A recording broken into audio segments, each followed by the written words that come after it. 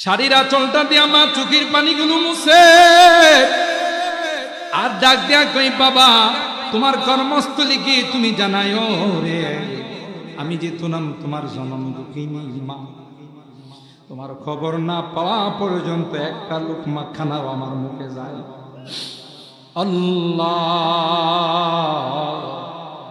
এখনো তো বাড়ি থেকে বিদায় নেই, কেউ যে আমাকে এই কথাগুলো বলে বিদায় জানায় না, কারণ আমার মা যে দুনিয়াতে না।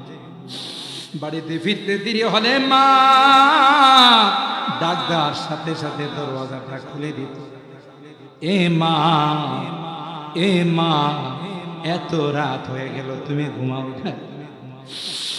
মা ডাক দেয়া কয়, আয় আয় আয়। দুনিয়ার সবার চোখে ঘুম আসলেও আমার চোখে ঘুম আসে। আমি যে তোর জন্য বসে তাসবিহ হাতে নিয়ে আল্লাহর কাছে দোয়া করতেছিলাম, আল্লাহ আমার কলেজার টুকরা সন্তানটাকে সহি সালামতে পৌঁছে। এখনো শহর থেকে বাজার থেকে দেরিতে আসে, দরওয়াজায় দাঁড়াই থাকি রে, কেউ যে আমার দরওয়াজাটা খুলে দেয় না, কারণ আমার মা যে দুনিয়াতে না।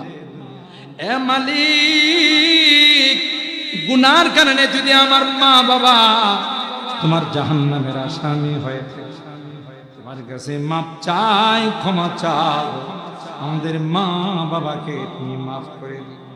আল্লাহ তাদের কবরগুলো জান্নাতের বাগান বানাই।